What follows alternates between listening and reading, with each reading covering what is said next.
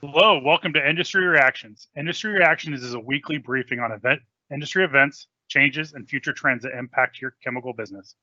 We are your hosts, Jeff Martin and Mark Friedel from ChemPoint. You can find Industry Reactions on YouTube, LinkedIn, and as a podcast. For those watching on YouTube, make sure you hit that subscribe button, ring the notification bell, and smash the like button. We plan on discussing issues that impact the global industry and help you uncover new opportunities. We hope this will provide market intelligence that will keep you ahead of changing conditions. The American Chemistry Council reported that U.S. specialty chemicals market volumes increased 1.2% in October, up from a revised 0.1% gain in September and 1.1% gain in August. Of the 28 specialty chemical segments that ACC monitors, 25 expanded in October, up from only 9 in September. Of those 25 segments showing growth in October, 18 featured gains of 1% or more. During October, overall specialty chemical volumes were off 6.5% on a year-over-year basis, an improvement from September. Volumes stood at 104.4% of their average 2012 levels in October. This is equivalent to over 7 billion pounds or over 3 million metric tons. On a year-over-year basis, 5 chemical segments showed gains: cosmetic additives, electronic chemicals, flavors and fragrances, plastic compounding, and water management chemicals. I guess most of those are pretty intuitive given the conditions that we're in. Pretty interesting that plastic compounding is starting to show growth as well. It's good to see all these market segments bouncing back. Yeah, that's great news. Chemical companies in the UK are weathering the economic storm caused by COVID and the country's impending exit from the European Union. According to a new analysis by the Chemical Industries Association, the world's least scary CIA, the CIA members surveyed reported a modest hike in sales in the third quarter. The group states, despite new COVID-19 restrictions in the UK, 57% of members expect domestic and international sales to increase in the fourth quarter. The sector's resilience is illustrated by the fact that 98% of members chose not to take advantage of financial support offered in the recent weeks by the UK government. Further, and necessary COVID-19 restrictions may negatively impact the sector, as could the UK's trade terms with the EU, which have yet to be agreed upon. The CIA's key industry trade concerns include new tariffs and customs, and a border delay. The UK is due to separate from the EU at the end of this year.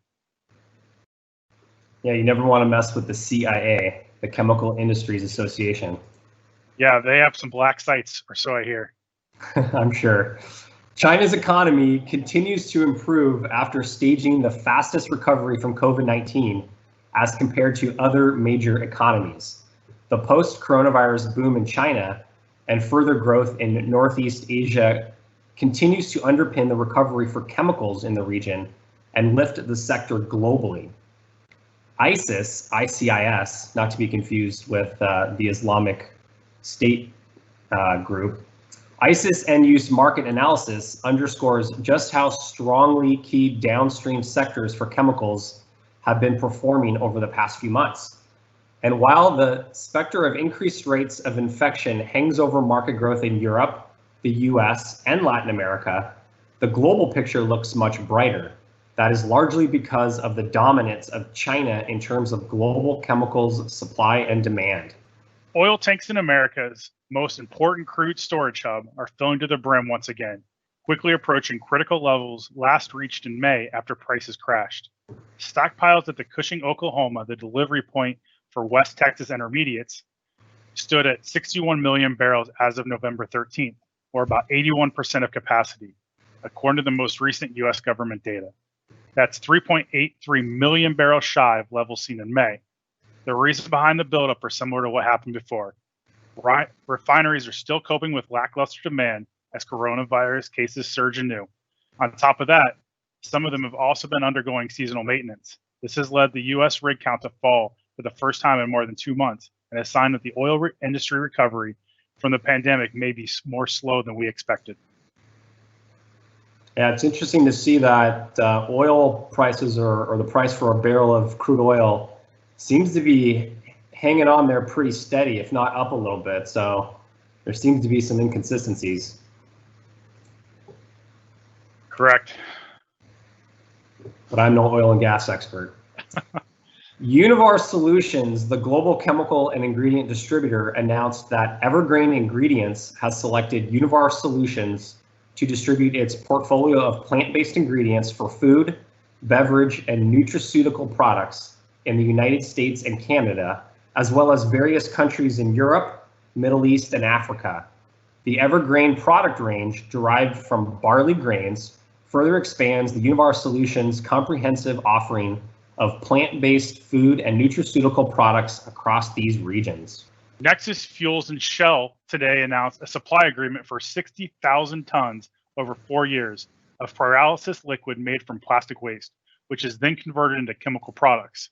NEXUS, a leader in plastic waste molecular recycling, will supply full circular ISCC plus certified product from its plant in Atlanta. The new agreement builds on that success and on a common desire to find solutions to plastic waste pollution and progressing a low carbon future. It is the next step towards Shell's ambition to use 1 million tons of plastic waste a year in its global chemical plants by 2025. It's pretty astounding how to use up all the waste plastic. Yeah, it's great. I love those feel-good stories. It's very ambitious and makes a good impact on the world and civilization. Givaudan and Novozymes have formed a strategic research partnership for the development of synergistic ingredients and technologies. The companies will jointly work on the R&D of sustainable solutions in the areas of food and cleaning. Givaudan brings the highest investment in R&D in the industry, has an in-depth understanding of consumers worldwide, and creates the emotional signatures and food experiences for consumer brands. Novozymes brings innovation with extensive know-how in enzymes and microorganisms with substantial investment in technology and R&D. On the commercial side, Novozymes is in a strong commercial partnership with some of the largest companies in food and beverages and household care. You don't often see news out of Givaudan because how secretive that industry is around flavors and formulation. So that's interesting to see. Good point. Beyond Meat has revealed that its latest product innovation, Beyond Pork, designed to imitate the umami flavor, juicy texture, and culinary versatility of traditional minced pork. Beyond Pork was created specifically for the Chinese market and is dubbed the next step forward for the plant-based giant. The introduction of Beyond Pork follows the launches of the Beyond Burger and Beyond Beef in mainland China through Alibaba Group's Freshippo, a retail platform. Sounds savory. That's the umami. That's the umami. BASF has increased its production capacity for advanced additives at Nanjing, China, with a new plant. The project allows BASF to produce high molecular weight dispersing agents, slip and leveling agents, and other additives locally for Asian markets. The new facility will enable BASF to serve customers across end-use industries, including coatings, adhesives, printing, and composites. Along with shortened delivery time, this expansion will also help customers and suppliers reduce carbon emissions and ease logistic arrangements, says BASF. Along with shortened delivery time, this expansion will also help customers and suppliers reduce carbon emissions and ease logistics arrangements. Okay, just one M&A deal announced this week. Croda says it has agreed to acquire flavors and fragrance company Iberchem Group of Spain from investment company Eureza for $975 million. That represents about 20.5 times the 2020 EBITDA of Iberchem. Acquiring Iberchem marks Croda's entry into the flavor and fragrance market. The transaction expected to close by the end of 2020, Croda says. The acquisition will help drive Croda's objective by focusing on faster growing core consumer markets, adding new high growth adjacency to existing personal care and home care businesses. A lot of activity for the flavor and fragrance companies this week. That's exciting. Yep. Well, that's it for this week's edition of Industry Reactions. We will return next week with a fresh batch of industry reactions. Until then, stay safe. Thanks, everyone. Thank you.